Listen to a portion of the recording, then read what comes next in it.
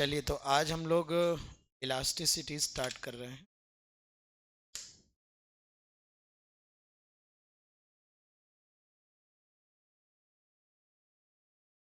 Elasticity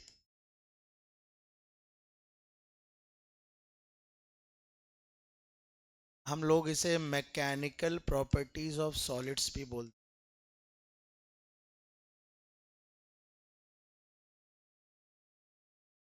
तो देखो, elasticity क्या है।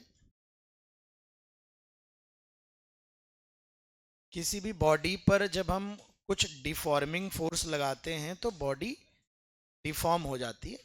तो इस चैप्टर के हिसाब से अगर माने कि no body is perfectly rigid, अगर देखा जाए तो कोई भी बॉडी परफेक्टली रिजिड नहीं होती बेटा, है ना। फिर क्या है?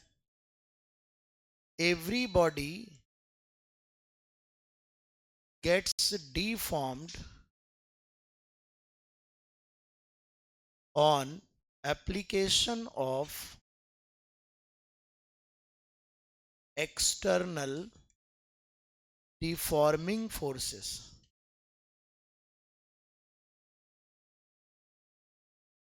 हर एक बॉडी में बेटा कुछ न कुछ डिफॉर्मेशन जरूर होता है।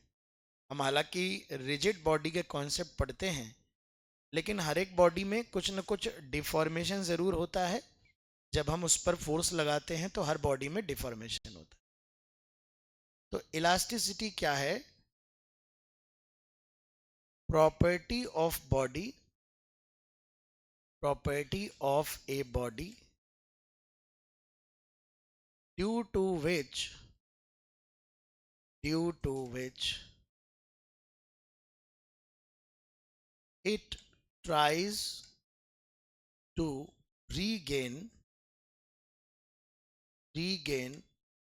its original shape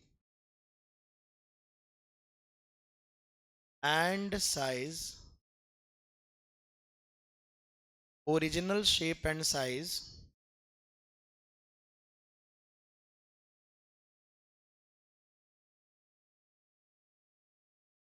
after removal of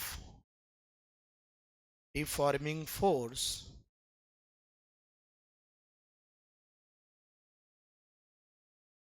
called elasticity।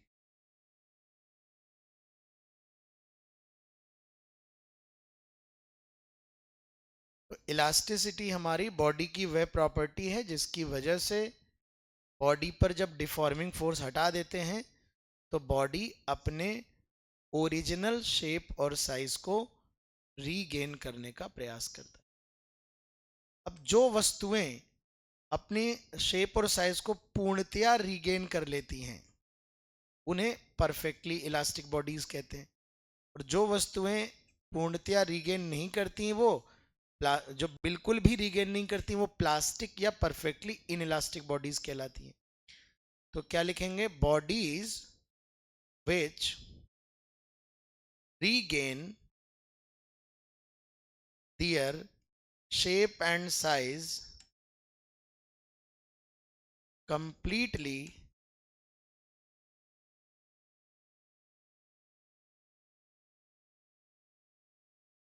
are called perfectly elastic bodies। उन्हें हम परफेक्टली इलास्टिक बॉडीज कहते हैं। और bodies which do not recover its shape and size at all are called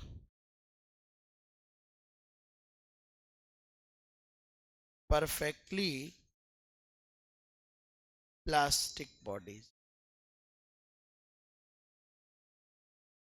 perfectly inelastic और plastic. तो real life में क्या होता है कि जो बॉडीज होती हैं उनका कैरेक्टर बीच का होता है, थोड़ा बहुत उसमें इलास्टिक बिहेवियर होता है और थोड़ा बहुत उसमें इन इलास्टिक बिहेवियर भी होता है। ऐसा नहीं होता कि वो 100% रिकवर कर लेगा, it's generally practically not possible. तो इस बात को हम देख सकते हैं।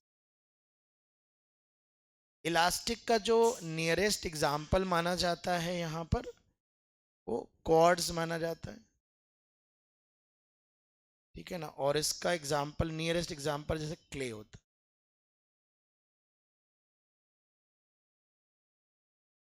और भी होते होंगे, लेकिन 100% तो कुछ नहीं, पर 99.99% आप कह सकते हैं।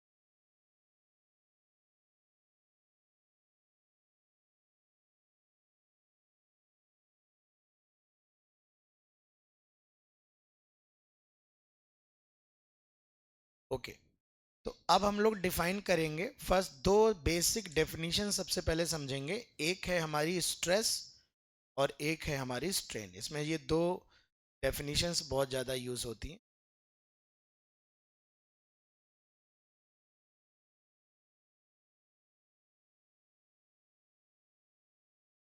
जल्दी लिखो, लिखना है तो टाइम लगेगा लिखने में, पेज छोड़ दो।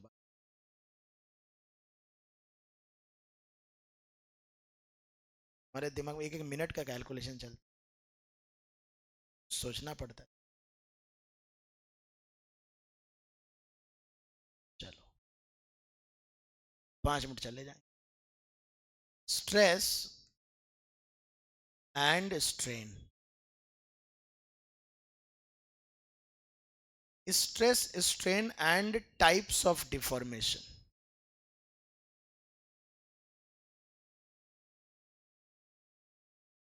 तमाम प्रकार से बॉडी को डिफॉर्म बेटा कर सकते हैं, लेकिन जो बेसिक तरह के डिफॉर्मेशन होते हैं उनमें हमने अलग अलग तरह से हम डिफॉर्म करेंगे और अलग अलग तरह से स्ट्रेस आएगी। तो सबसे पहले अगर मैं बात करूं आपसे कि जो स्ट्रेस होती है वो क्या होती है, तो इन जनरल अगर हम स्ट्रेस को डिफाइन करें तो ये होता है internal restoring force upon cross section area.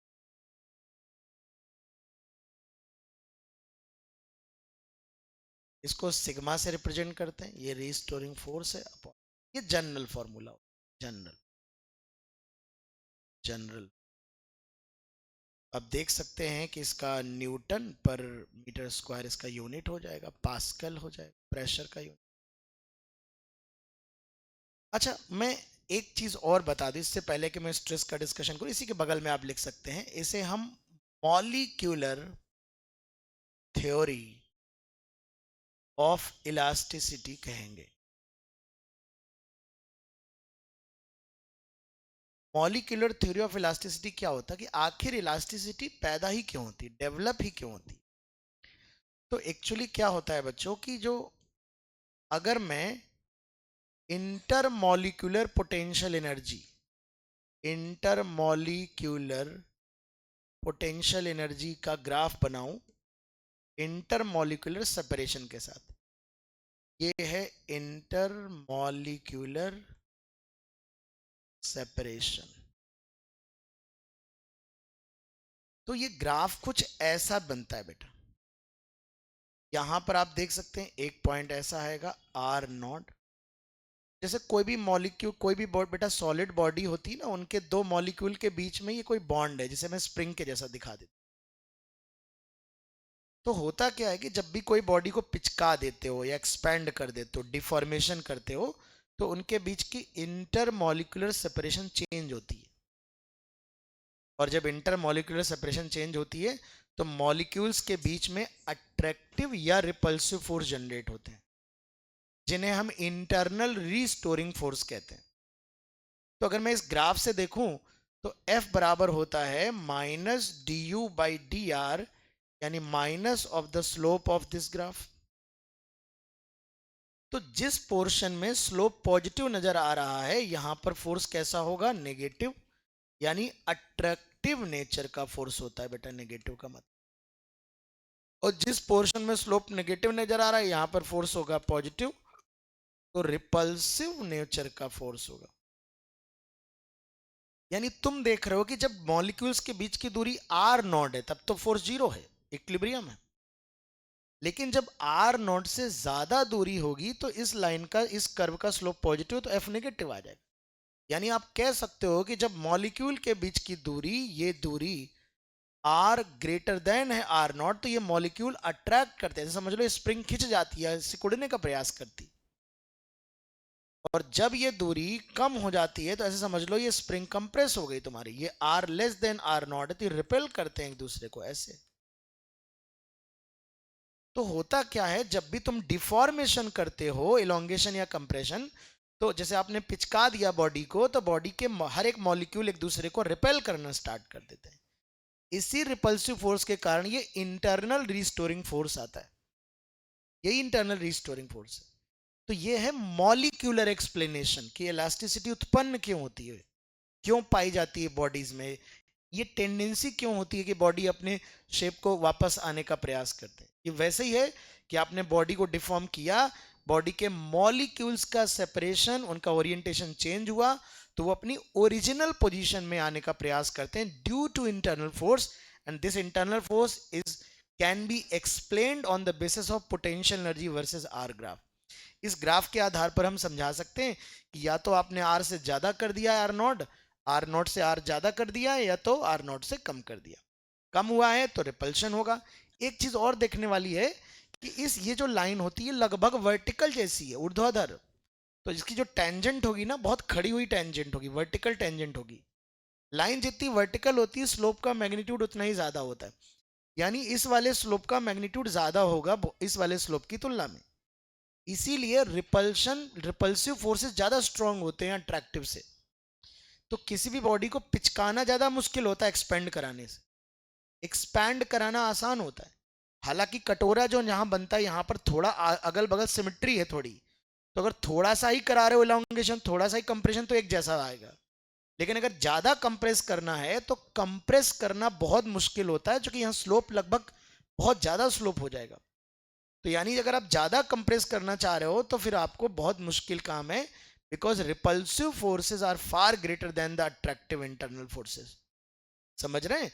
तो ये ग्राफ एक्सप्लेन कर रहा है इलास्टिसिटी। तो कैसे बोलेंगे कि जब बॉडी को डिफॉर्म करते हैं तो इंटरमॉलिक्यूलर सेपरेशन चेंज होती है, इंटरमॉलिक्यूलर सेपरेशन चेंज होने से इंटरनल मॉलिक्यूल्स के बीच में अट्रैक्टिव या रिपल्सिव रिस्टोरिंग फोर्स आ जाते हैं, और वही अट्रैक्टिव रिपल्सिव फोर्स मॉलिक्यूल को ओरिजिनल पोजीशन पर लाने का प्रयास करते हैं, जिसके कारण बॉडी में अपने शेप को रिगेन करने की टेंडेंसी पैदा होती है, और इसी को इलास्टिसिटी कहते हैं। बात समझ रहे हैं? लिख लेंगे, सारी बातें सब बता दिया मैंने। तो इस ग्राफ के नीचे मैं कुछ पॉइंट्स लिखना चाहूंगा जो आप नोट करेंगे। When body is deformed, comma, its intermolecular separation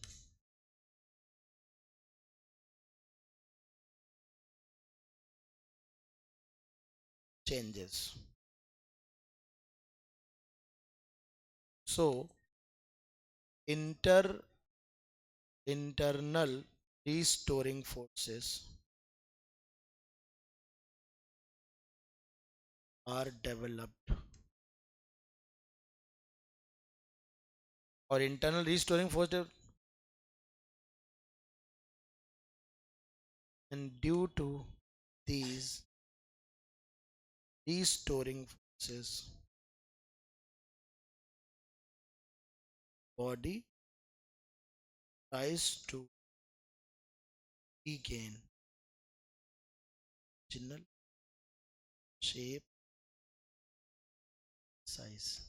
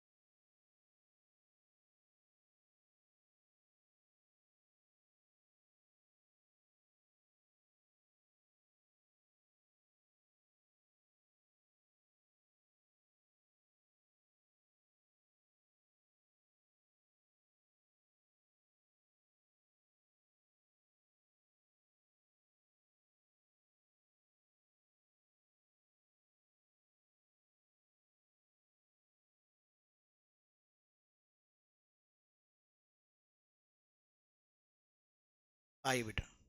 अब बच्चों हम बात करेंगे इसमें, जैसे मैंने कहा था, सबसे पहला normal stress. Normal stress and longitudinal strain. Longitudinal strain.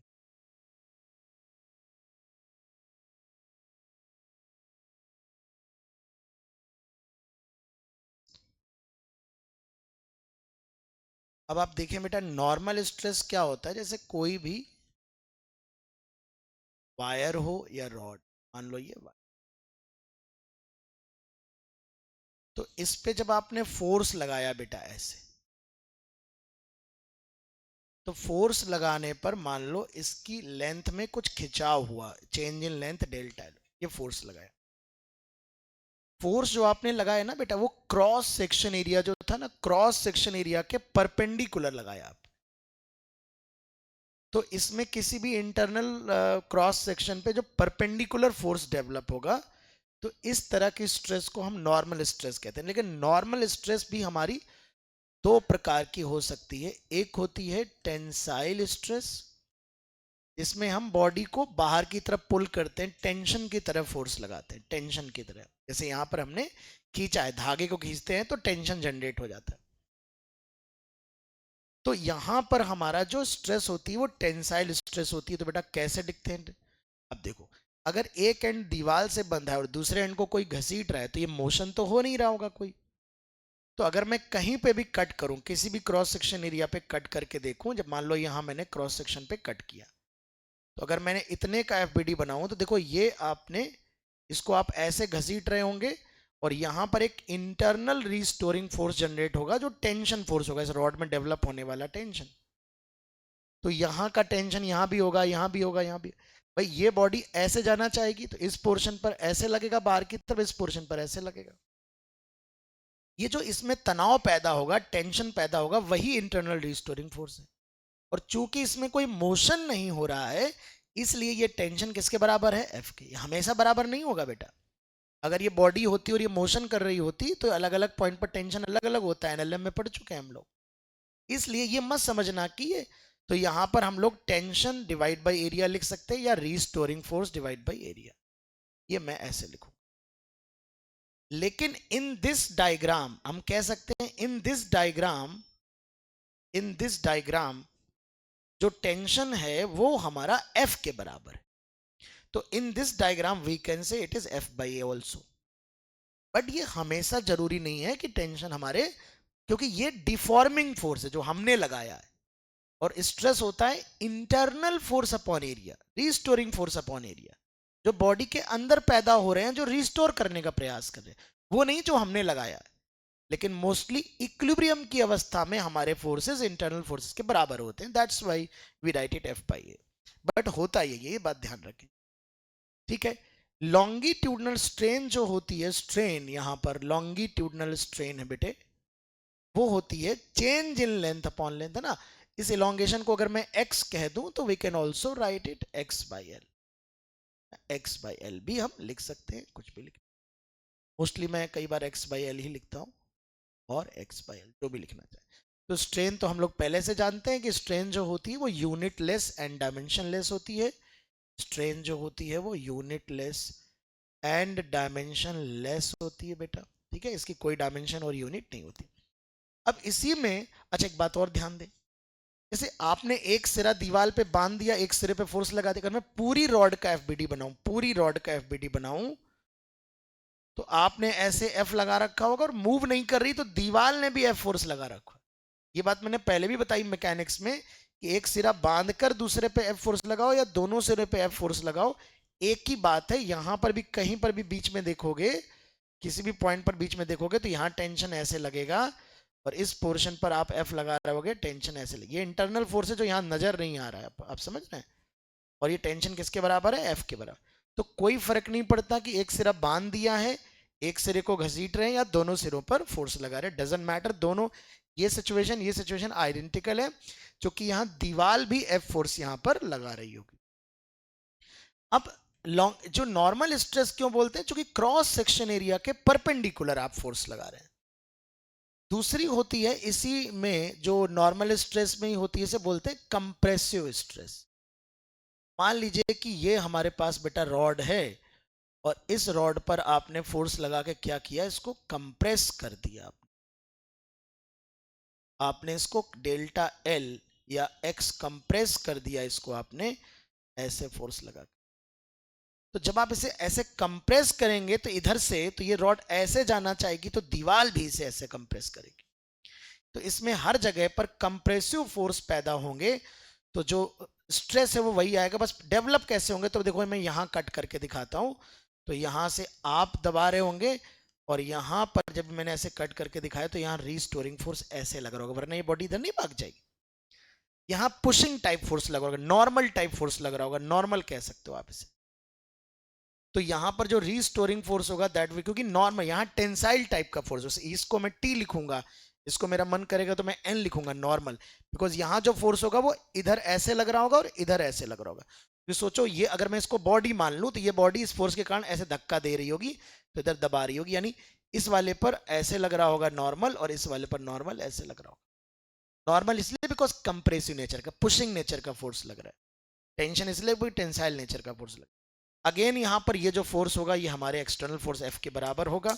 तो यहां पर हमारा जो स्ट्रेस आ जाएगा that will be your N upon area, या फिर रीस्टोरिंग फोर्स अपॉन एरिया, या फिर एफ अपॉन ए के यहां पर बराबर ही हो जाएगा। कोई बहुत ज्यादा दिक्कत वाली। हाँ, strain change in length upon length होगा। अगेन हम नेगेटिव साइन नहीं कंसीडर करते। कंप्रेशन का मतलब ऑब्वियस सी बात है कि लेंथ घट रही होगी, वी टेक इट मैग्नीट्यूड। ठीक है, पटाख से लिखेंगे डेफिनेशन दोनों। तो ये नॉर्मल स्ट्रेस हमारी दो प्रकार की होती, कंप्रेसिव स्ट्रेस और टेंसाइल। और बेटा इसमें जो स्ट्रेन जनरेट होती है उसे हम लॉन्गिट्यूडनल स्ट्रेन कहते हैं।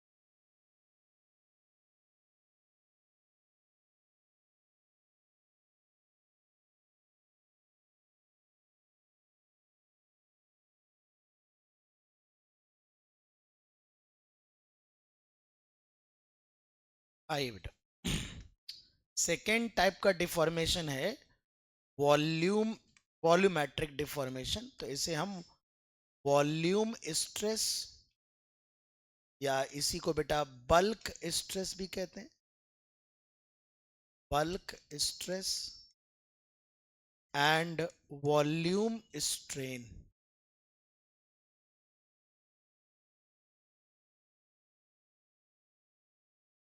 अच्छा, ये जो नॉर्मल स्ट्रेस होती है ये केवल सॉलिड में होती, लिक्विड को कैसे खींचो? तो ऐसे पतली ट्यूब में रख दो, लंबा हो जाएगा। तो जो टेंसाइल स्ट्रेस होती है ये हमारी केवल और केवल लॉन्गिट्यूडनल स्ट्रेन, ये लिक्विड में और गैस में नहीं पाई जाती, सॉलिड्स में होती। लेकिन जो वॉल्यूमेट्रिक स्ट्रेस होती है ये कहीं पर भी हो सकती है। वॉल्यूमेट्रिक का गैस को भी कंप्रेस कर सकते हो, लिक्विड को भी, सॉलिड को भी, है ना। तो वॉल्यूमेट्रिक स्ट्रेस क्या होती है? जैसे कोई भी बॉडी बेटा है, मान लो, है ना, कोई भी बॉडी है, ये मान लो इसका वॉल्यूम V है, इसके चारों तरफ कुछ भी प्रेशर हो सकता है, ये सॉलिड, लिक्विड, गैस कुछ भी हो सकता है, वातावरण का प्रेशर हो, एटमॉस्फेयर का प्रेशर। तो जब भी किसी बॉडी को वॉल्यूमेट्रिक डिफॉर्मेशन करते हो, मान लो प्रेशर बढ़ाया तो बॉडी पिचक गई, आपने प्रेशर बढ़ाया, P plus delta P plus delta, आपने प्रेशर बढ़ाया, इससे वॉल्यूम इसका चेंज हो गया, वॉल्यूम घट गया, घटकर मान लो हो गया V प्लस डेल्टा V। घट कैसे गया? मैथ्स में हमेशा V प्लस डेल्टा V लिखा, अगर मैथमेटिकली चल रहे हैं तो आप बाद में जानते हो ना, ये तो आप रियल लाइफ है तो आप बता सकते हो कि नहीं घट रहा है। तो यहाँ बेसिकली मैं ऐसे बोलूंगा कि जो डेल्टा वी वो चेंज को रिप्रेजेंट कर रहा है, और ये कैसा होगा? नेगेटिव, क्योंकि मैंने प्रेशर बढ़ाया है तो मेरा वॉल्यूम कम हुआ होगा। पर मैथ्स में जैसे वाई अगर एक्स का फंक्शन है, एक्स पर अगर वाई मान रहे हैं तो एक्स प्लस डेल्टा एक्स पर वाई प्लस डेल्टा वाई मान। तो बाद में अगर वो फंक्शन ग्राफ डिक्रीजिंग है, मान लो एक्स बढ़ने से वाई घट रहा है, तो हम ये बोलेंगे भाई delta y by delta x negative है, डेल्टा वाई वहां पर नेगेटिव है, कभी भी माइनस नहीं लिखते उसको, ठीक है ना। तो यहां पर हमने चूंकि मैथमेटिकली चल रहा है, प्री पी प्रेशर पे वॉल्यूम वी माना है, तो पी प्लस डेल्टा पी पे वी प्लस डेल्टा वी माने। तो इसमें जो स्ट्रेस होती है बेटा, तो देखो वैसे तो देखने पे ऐसा लग रहा है कि restoring force upon area pressure होता है, प्रेशर ही स्ट्रेस होनी चाहिए, पर प्रेशर नहीं है, क्योंकि नॉर्मल प्रेशर तो पहले था जो बॉडी अपने नेचुरल साइज पर थी।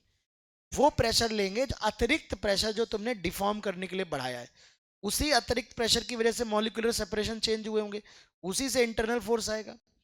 तो अगर मैंने ये प्रेशर बढ़ा दिया और बॉडी पिचक गई और बॉडी इक्विलिब्रियम में है, तो हमारे बढ़े हुए प्रेशर को इंटरनल रीस्टोरिंग फोर्स ने बैलेंस किया होगा। तो जो रीस्टोरिंग फोर्स अपॉन एरिया होगा that is also pressure force upon area, but वो उसने किसको बैलेंस किया? हमारे, वो हमारे डेल्टा पी को बैलेंस किया, जो एडिशनल प्रेशर हमने, क्योंकि पी तो ऑलरेडी नेचुरल अवस्था में ही था, आप समझ रहे हैं। तो यहां पर बेटा जो वॉल्यूम स्ट्रेस होती है, जो वॉल्यूम स्ट्रेस होती है, सबको सिग्मा से ही रिप्रेजेंट करते हैं, ये हमारी होती है चेंज इन प्रेशर, ध्यान रखेंगे, एक्सेस प्रेशर या चेंज इन प्रेशर, जो भी बोलना चाहो, ठीक। वॉल्यूम स्ट्रेन होती है, स्ट्रेन के लिए जो सिंबल होता है वो एप्सिलॉन होता है, ये यहां पर होता है चेंज इन वॉल्यूम, वो उसको भी एप्सिलॉन से लिखते हैं। तो change in volume upon volume, तो ये बेटा हमारा वॉल्यूमेट्रिक, अगेन ये यूनिटलेस डायमेंशनलेस होगा, और इसका न्यूटन पर मीटर स्क्वायर और वही यूनिट। तो it is volumetric distress and it is volume strain. तो ये हमारा सॉलिड, लिक्विड, गैस तीनों में पाया जाता है, ठीक है। ये सेकेंड टाइप का डिफॉर्मेशन। थर्ड टाइप का डिफॉर्मेशन होता है, इसे बोलते हैं shear stress and shear strain. इसी को बेटा हम लोग टेंजेंशियल स्ट्रेस भी कहते हैं, टेंजेंशियल स्ट्रेस भी कह सकते हो। तो टेंजेंशियल स्ट्रेस में डिफॉर्मेशन क्या होता है? किसी भी सब्सटेंस की हार्डनेस को चेक करने के लिए ये स्ट्रेस अप्लाई की जाती है। जैसे मान लो बेटा हमारे पास, मान लो हमारे पास ये एक बॉडी है और ये हमारा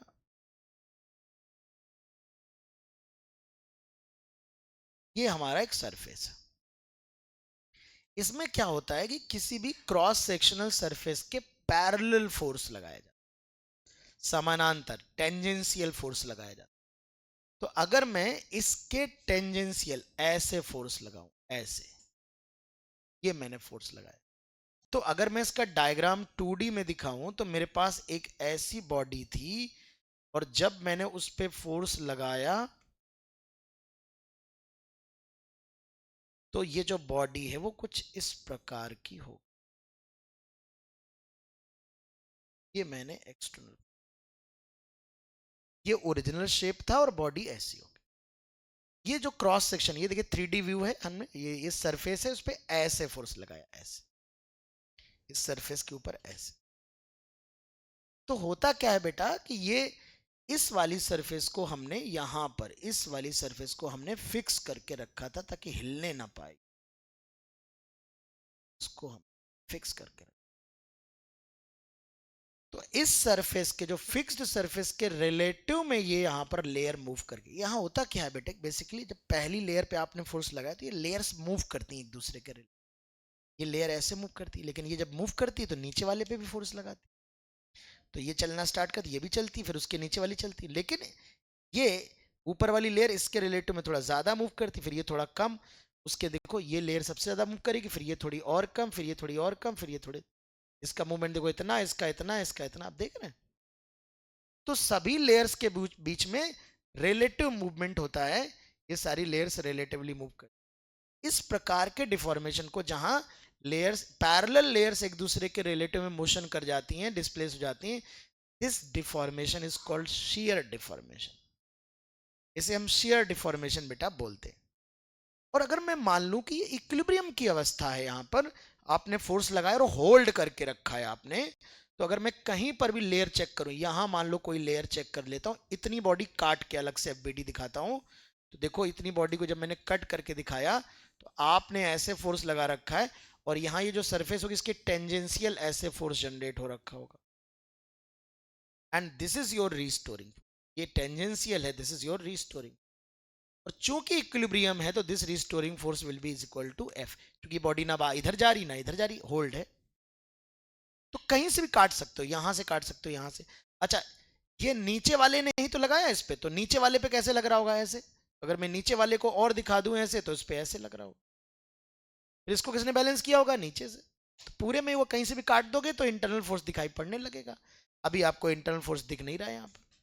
ये जो फोर्सेस डेवलप हुए हैं, ये जो सरफेस आप देख रहे हो ऊपर वाली, उसके टेंजेंशियल फोर्सेस डेवलप हो रहे हैं। किसी भी क्रॉस सेक्शन पर जो फोर्स जनरेट हो रहा है वो tangential to the surface generate हो रहा है, इसीलिए इसको हम टेंजेंशियल स्ट्रेस भी कहते हैं। तो यहां पर जो शियर स्ट्रेस होगा या टेंजेंशियल स्ट्रेस होगा, ये रिस्टोरिंग फोर्स अपॉन एरिया होता है, और ये restoring force tangential force divide by area होगा। ध्यान रखेंगे, फोर्स टेंजेंशियल वाला लेंगे। स्ट्रेन बेटा कैसे लेते हैं, तो देखो ये जो फिक्स्ड लेयर होती है उसके और इस लेयर के बीच की दूरी अगर L है, ये x है और ये एंगल थीटा है, तो स्ट्रेन यहां पर होती है x divide by L and which is equal to theta. क्योंकि आप यहां देखें बेटा, tan थीटा बराबर थीटा होता है, और tan थीटा यहां पर क्या है, x परपेंडिकुलर अपॉन में, तो x बाई L हमारा है। क्योंकि स्मॉल डिफॉर्मेशन के लिए बात हो रही है, तो हमारी जो स्ट्रेन होती है वो इस एंगल पे डिपेंड करती है। मतलब x ज्यादा होने से स्ट्रेन ज्यादा नहीं, आप ऐसे समझिए, आप ऐसे समझिए कि मान लो दो बॉडी है हमारे पास, एक इतनी बड़ी है और एक इतनी बड़ी है, और दोनों में x सेम है। मान लो यहां तक आ गई दोनों लेयर, एक बॉडी ऐसे चली गई और दूसरी बॉडी भी इतना ही डिफॉर्म हुई है बॉडी। तो देखो ये सरफेस यहां तक आई, जितना एक्स इसमें है उतना ही एक्स इसमें है, लेकिन एंगल यहाँ ज्यादा है, क्योंकि यहाँ कम डिस्टेंस पे ज्यादा मूवमेंट हुआ, उतना ही मूवमेंट हुआ है। तो यहाँ पर देखो रिलेटिव मूवमेंट कम होगा, लेयर्स के बीच में कम हुआ होगा, है ना, यहाँ रिलेटिव मूवमेंट आपका कम हुआ होगा।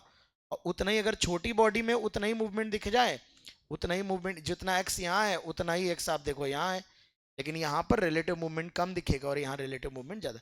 तो x not decide the strain, strain जो होती है वो रिलेटिव मूवमेंट को बताती है कि भैया जो लेयर्स के बीच में मूवमेंट हुआ उनके बीच में गैप कितना था, नजदीक की लेयर में उतना मूवमेंट हुआ है यानी रिलेटिव मूवमेंट ज्यादा है।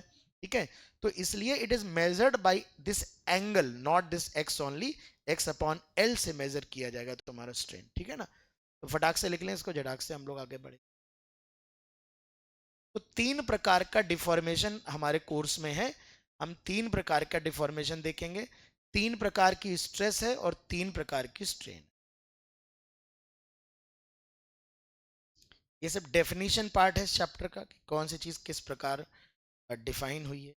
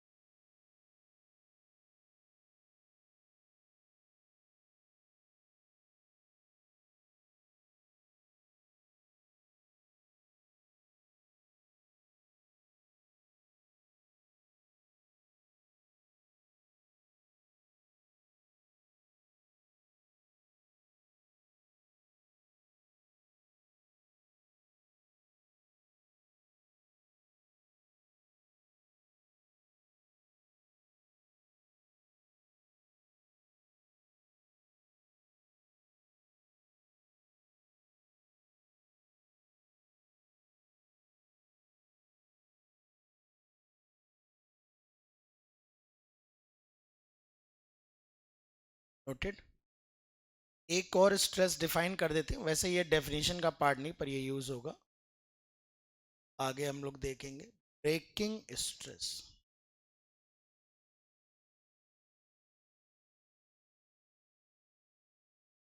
ब्रेकिंग स्ट्रेस क्या होता है ना कि जैसे किसी कोई वायर ले लिया आपने और किसी वायर को आप खींचते चले गए खींचते चले गए खींचते चले गए, तो एक टाइम आएगा वायर टूट जाएगा। तो अगर आप किसी वायर पे लोड बढ़ाते चले जाएं या उस पर फोर्स बढ़ाते चले जाएं, तो उसमें जो स्ट्रेस होती है वो बढ़ती चली जाती है। और एक स्ट्रेस ऐसी आती है जब उसमें एक्चुअल उसका फेल्योर हो जाता है वायर का, मतलब वो टूट जाता है। ठीक है, तो आप ब्रेकिंग स्ट्रेस को डिफाइन कर सकते हो इस तरह से बेटा कि it is the minimum stress at which wire rod या जो भी बॉडी है मटेरियल है विल बी ब्रोकन।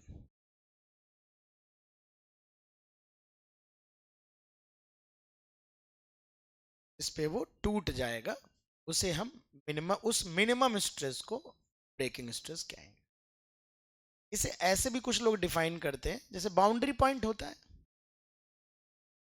कि वो मैक्सिमम स्ट्रेस जहां पर वो टूट नहीं रहे ना, जैसे मान लो 100 न्यूटन पर मीटर स्क्वायर अगर ब्रेकिंग स्ट्रेस है, तो 100 पे टूट रहा है, नहीं 100 तक नहीं टूटेगा, 99.99999 तो 100 ही लिखना है। कोई पूछे ज्यादा से ज्यादा कितना स्ट्रेस दे सकते ताकि ना टूटे, तो ब्रेकिंग लिखेंगे। कम से कम कितना लगा दें कि टूट जाए, तो भी ब्रेकिंग लिखेंगे। बाउंड्री पॉइंट है ना, बाउंड्री किसी की नहीं होती, बाउंड्री इधर भी उधर भी है ना, तो मैं वो नहीं लिख रहा हूँ। अब ये जो ब्रेकिंग स्ट्रेस होती है ना बेटा, इट डिपेंड्स,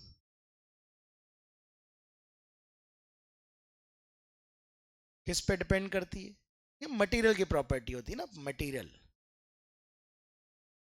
मटेरियल पे डिपेंड कर, कॉपर की अलग है, एल्युमिनियम की अलग है, आयरन की अलग है ना, लकड़ी की अलग है। टेम्परेचर वगैरह पे भी डिपेंड करती है। इम्प्योरिटी मिला दोगे तो मटेरियल की प्रॉपर्टी, कॉपर में जिंक मिला दोगे तो फिर हो ही जाएगा, कुछ ना कुछ चेंज हो ही जाएगा, प्रॉपर्टी चेंज हो। इम्प्योरिटीज किस पे डिपेंड नहीं करती?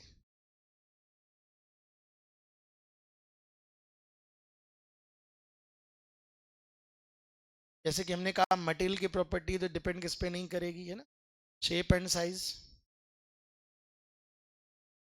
मतलब लेंथ हो गया, एरिया हो गया, फोर्स अप्लाइड, तुमने कितना फोर्स लगाया उससे उसको क्या मतलब, वो तो एक फिक्स वैल्यू है कि इतनी स्ट्रेस हो जाएगी तो टूट जाएगा।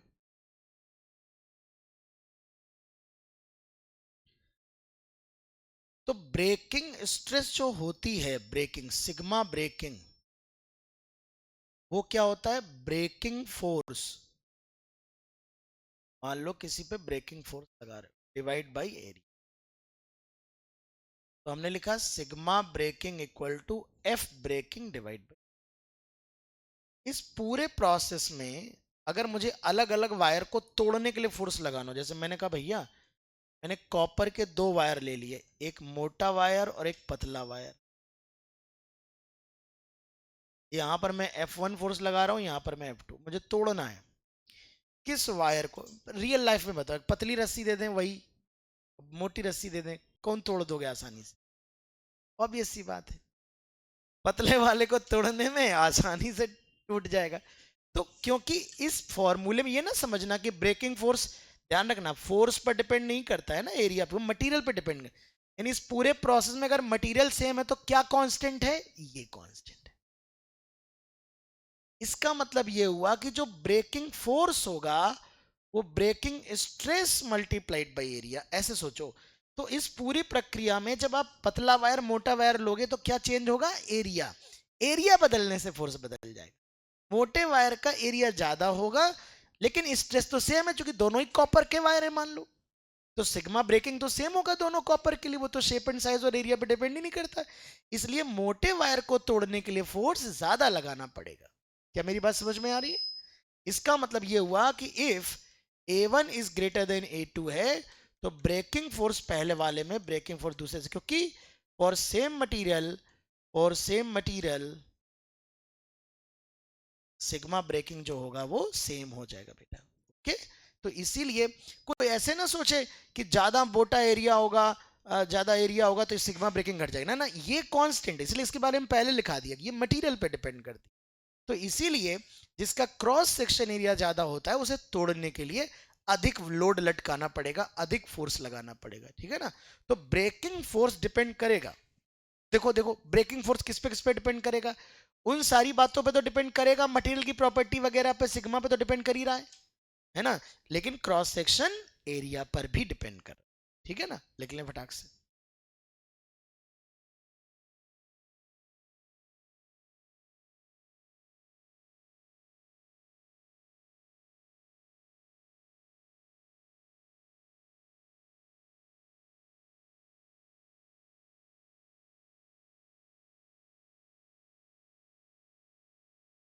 नॉट डिपेंड्स ऑन, वही पहले शेप एंड साइज लिखा, फिर हमने कहा धुंधला धुंधला है तो इसी को और क्लैरिटी से लिख दिया।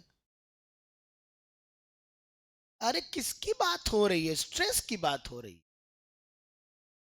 फोर्स की बात नहीं हो रही, ये ब्रेकिंग फोर्स है, ये फोर्स है, वो एरिया पे डिपेंड कर, ये इसकी बात हो रही है। हम ये लिखी हेडिंग पढ़ी तो है, लिख लो भैया, तुमने तो भ्रमित हो जाओगे, breaking stress does not depend, है ना, इट का मतलब हुआ ब्रेकिंग स्ट्रेस।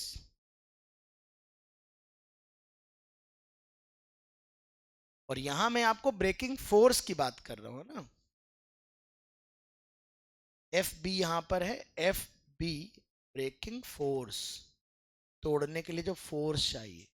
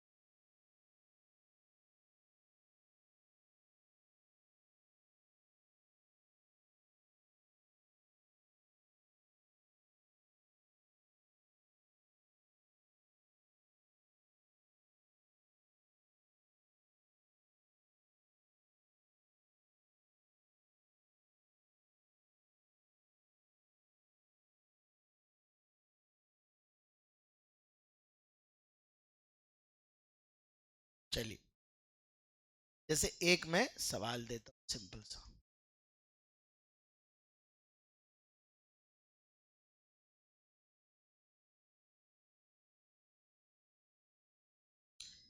एम मास की बॉडी है, ये 2m मास की बॉडी, और ये एक धागा है, वायर, ठीक है, इस वायर की, ये जो वायर है इसकी breaking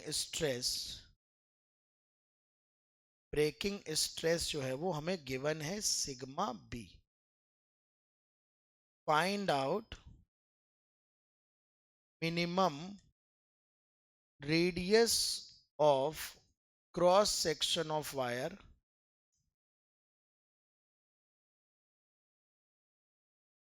for which it is not broken।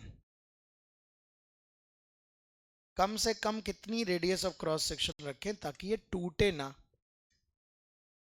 अब बहुत ध्यान समझो, देखो इसका एक्सेलेरेशन क्या होगा, 2mg minus mg divide by 3m, ये g/3 आ गया। न्यूटन्स लॉ लिख लोगे इस वाली बॉडी के लिए, तो T minus M G is equal to M A रख दोगे तो टी की वैल्यू आ जाएगी 4 mg/3। ये सब तुम जानते हो, तो मैं इस पे दिमाग नहीं लगा रहा हूँ कि मुझे।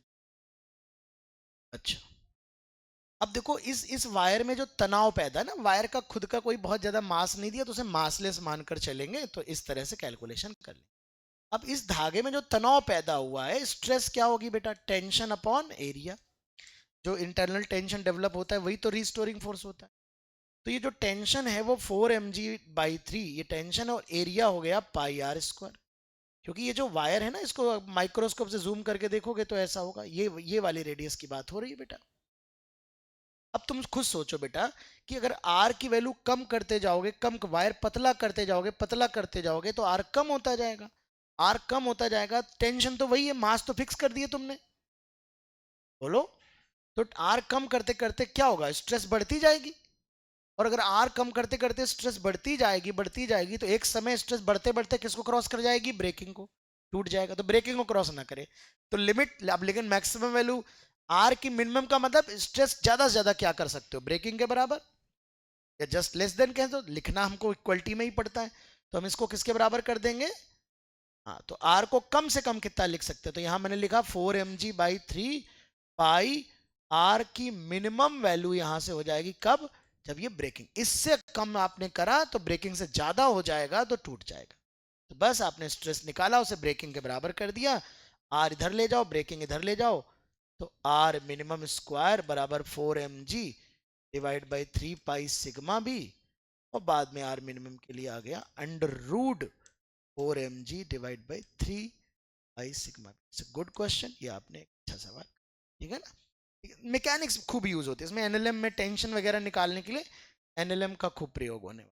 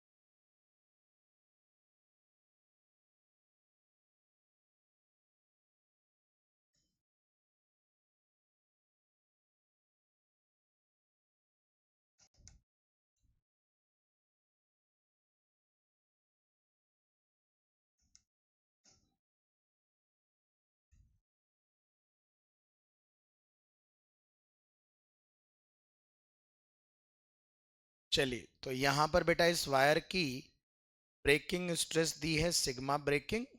डेटा भी दिया जा सकता है, मैं डेटा नहीं ले रहा, टाइम होगा कैलकुलेशन। क्रॉस सेक्शन एरिया जो है वो ए है मान लीजिए, और लेंथ एल है इस धागे की, स्ट्रिंग की, और ओमेगा से घुमा रहे हैं, है ना, हॉरिजॉन्टल प्लेन में घुमा रहे हैं ऐसे। तो आपको देखना है, आप चाहो तो ग्राउंड लेवल मान सकते हो, है ना, या ग्रेविटी को इग्नोर कर सकते हो। तो ओमेगा की मैक्सिमम वैल्यू बतानी है ताकि स्ट्रिंग टूटे ना। ओमेगा की मैक्सिमम वैल्यू क्या होनी चाहिए ताकि स्ट्रिंग हमारी टूटे ना। तो देख लो, बस टेंशन निकालने का तरीका सिंपल बदल जाएगा। जो स्ट्रेस होनी चाहिए वो ब्रेकिंग स्ट्रेस को क्रॉस नहीं होनी चाहिए। तो हम सब जानते हैं कि यहाँ जो टेंशन होगा वो सेंट्रीपिटल फोर्स प्रोवाइड करेगा, एम एल ओमेगा स्क्वायर होगा। तो जो स्ट्रेस होगी वो tension M L omega square divide by area. और इट शुड नॉट क्रॉस, जैसे जैसे ओमेगा बढ़ता जाएगा स्ट्रेस बढ़ती जाएगी। तो ब्रेकिंग से ज्यादा नहीं होनी चाहिए, तो सिग्मा ब्रेकिंग के बराबर कर देंगे। तो ओमेगा की वैल्यू मैक्सिमम यहां से आ रही है अंडर रूट के अंदर sigma breaking area divide by M. अब ये सारे डेटा आपको दिया है क्वेश्चन में, सिग्मा ब्रेकिंग की वैल्यू दी है, एरिया दे रखा है, मास दे रखा है, लेंथ दे रखा है, सारा रख दोगे। तो आप यहाँ पर आप हिंट ले सकते हो कि ये जो चैप्टर है प्योरली मैकेनिक्स डिपेंडेंट है।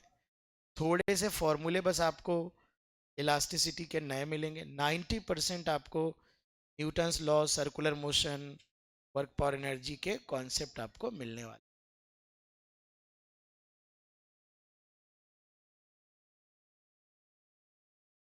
नहीं, पाई आर स्क्वायर ही करेंगे। अगर डायमीटर दिया है तो पाई डी स्क्वायर बाई 4। लेकिन ये बताएगा ना कि उसका जो वायर है वो सिलिंड्रिकल है, सर्कुलर है। स्क्वायर शेप का अगर क्रॉस सेक्शन हुआ तो फिर गड़बड़ा।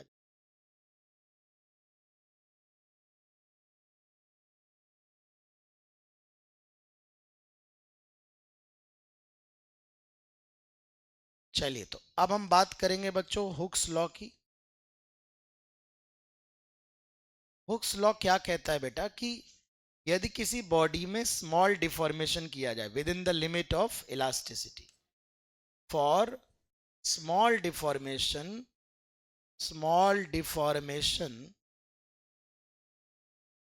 With in the limit of elasticity,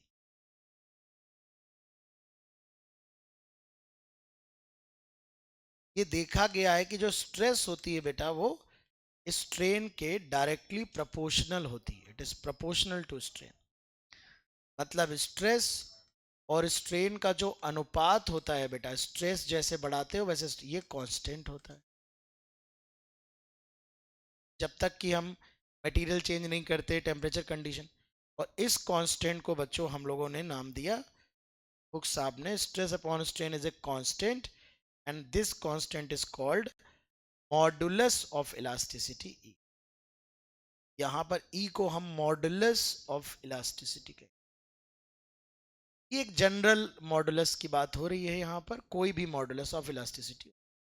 तो यहाँ पर हम एक मॉडुलस ऑफ इलास्टिसिटी भी डिफाइन करते हैं कि जनरली क्या होता है, प्लास्टिसिटी स्टार्ट नहीं होनी चाहिए। हल्का डिफॉर्मेशन जब करते हैं बॉडी में तभी वो 100% इलास्टिक रहता है। और जब वो 100% इलास्टिक रहेगा उस समय स्मॉल डिफॉर्मेशन के केस में हुक्स लॉ वैलिड रहता है। और हुक्स लॉ कहता है कि stress is directly proportional to strain.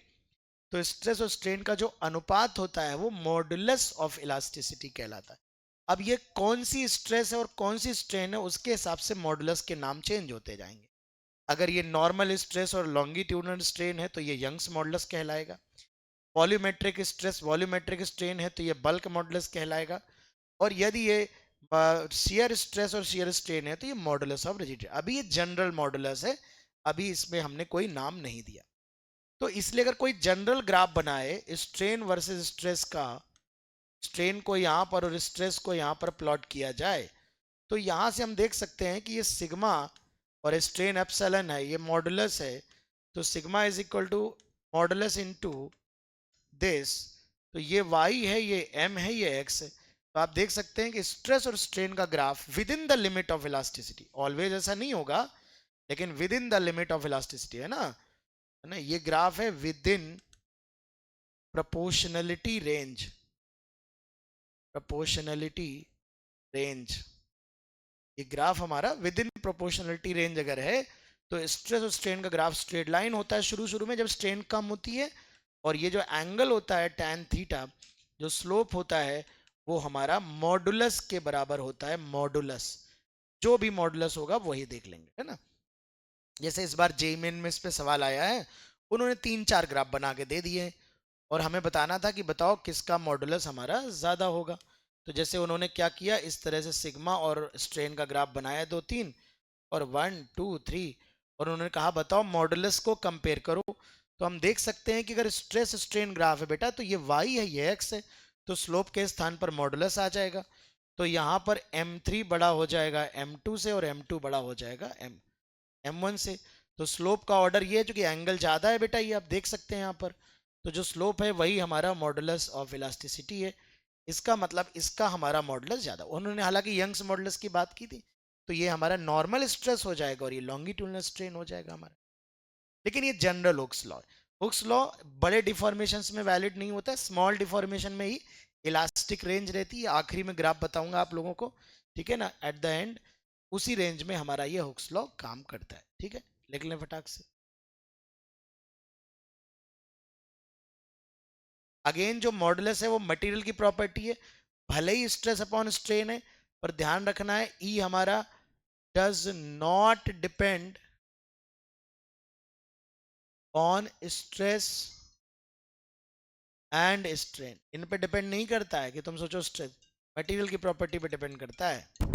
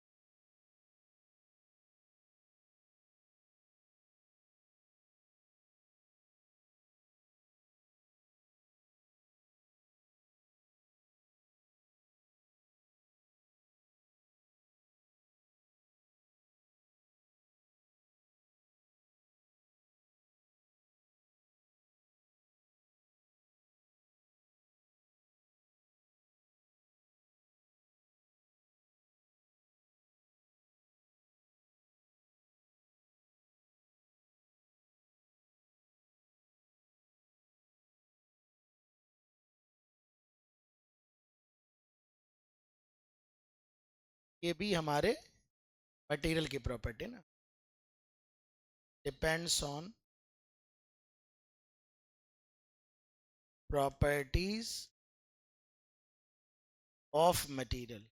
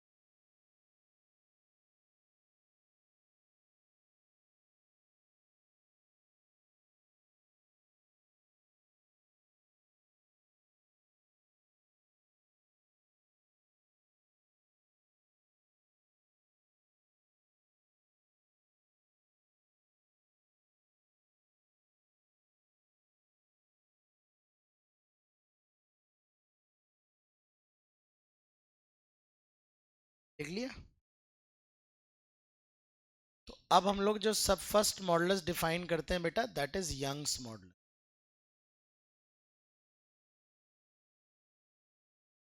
Young's modulus होता है y is equal to normal stress divided by longitudinal strain.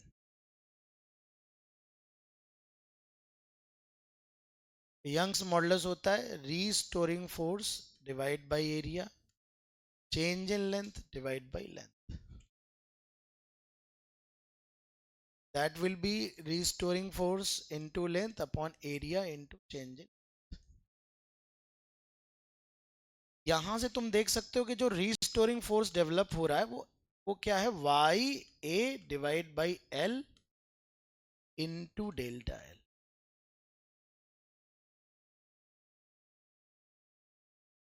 तो देखो, या तो हम किस तरह से याद रखेंगे, हम तो ऐसे याद रखेंगे स्ट्रेस अपॉन स्ट्रेस। स्ट्रेस क्या होता है, फोर्स अपॉन एरिया, स्ट्रेन होता है चेंज। इसी तरह से आसानी से मुझे ये याद रखने में बहुत अनकंफर्टेबल होता है, तो मैं कभी याद, हालांकि इसकी हम अगर स्प्रिंग एनालॉजी देखें,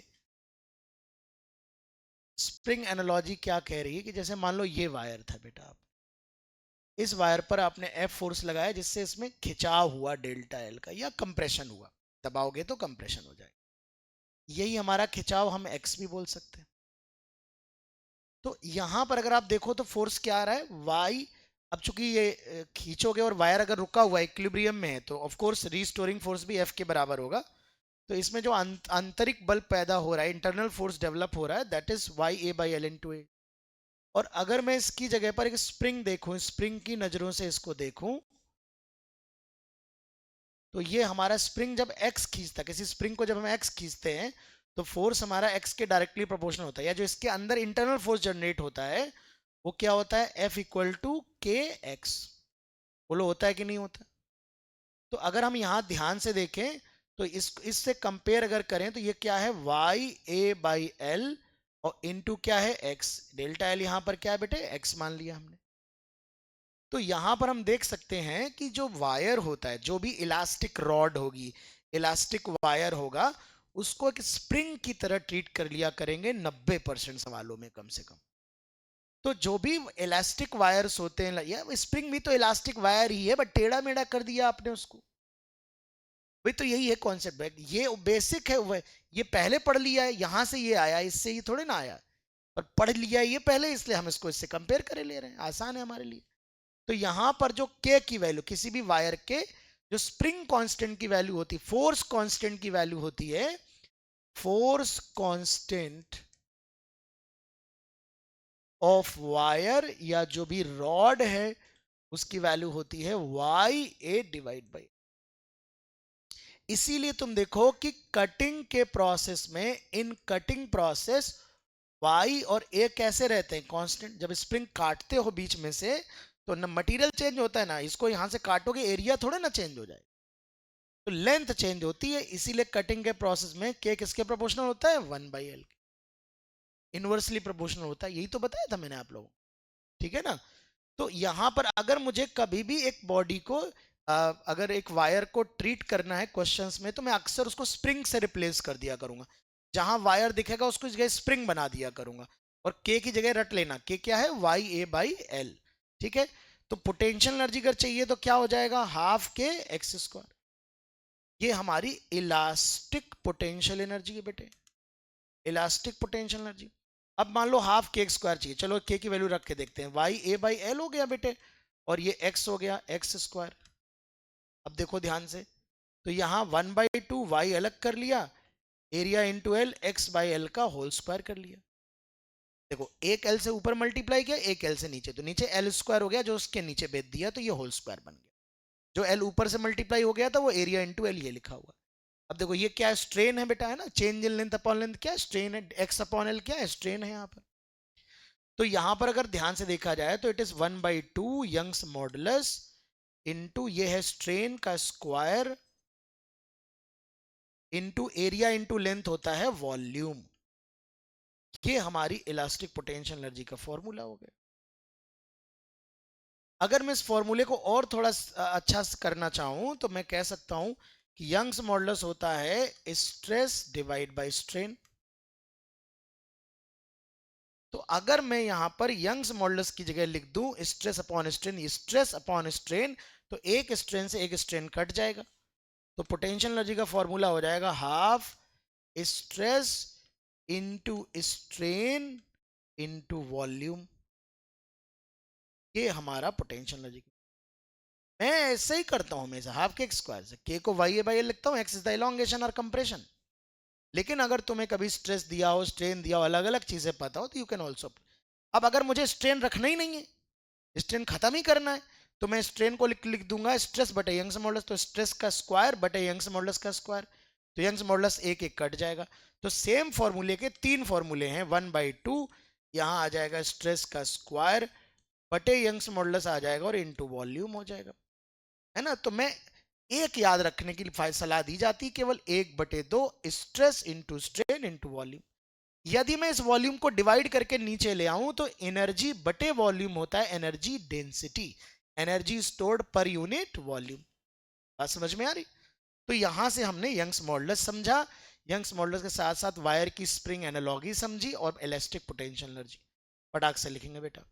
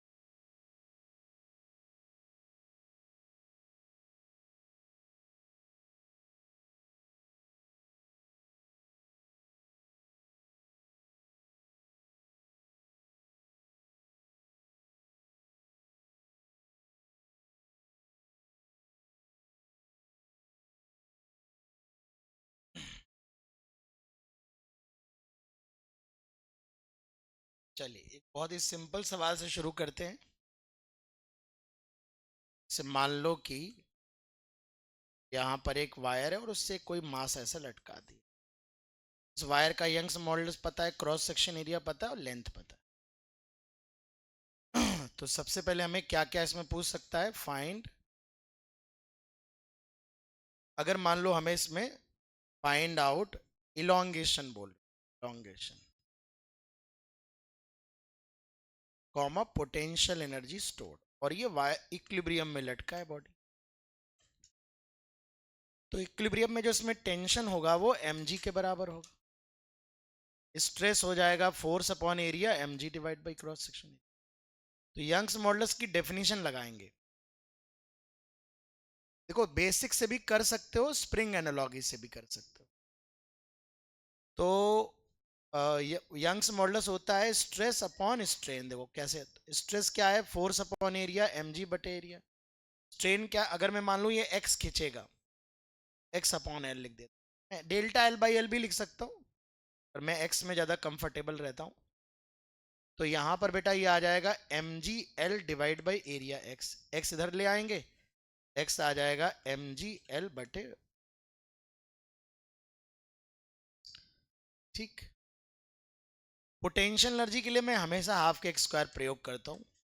मैं स्ट्रेस अलग स्ट्रेन अलग ये सब नहीं, के मैं याद रखता हूं वाई ए बाई एल, और एक्स तुमने अभी भी निकाला है M G L divide by Y.